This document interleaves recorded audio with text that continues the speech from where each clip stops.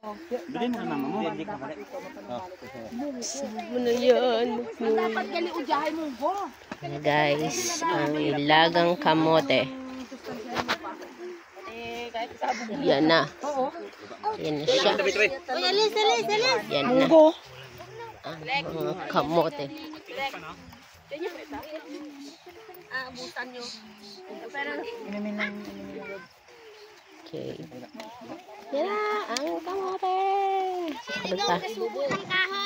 Ay maganda ra kung kahoy ang ginakaon. Ay sus. Kailangan pa natin bakal bugas.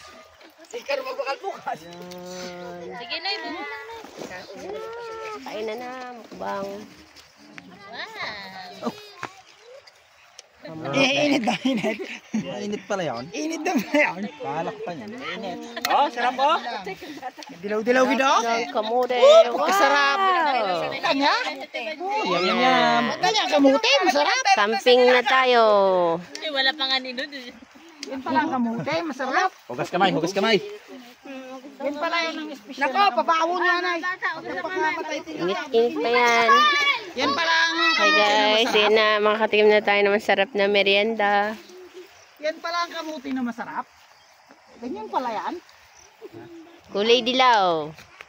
Parang kamuti din pala yan. Kalat mo, Noy. Yan na guys, Carrot cut. ang pinaghirapang Buti nakakita Bukayin. na ako ng ganyan. yan na si Madam Lisel. Imported pa yan. Nilupak eh. Nilupak na kamuti. Paano yun ni Rose Dacron? Dapat yan, hindi pa na masyado. Ito na yan. Tatanim ulit. Oh, pag-pray mo na.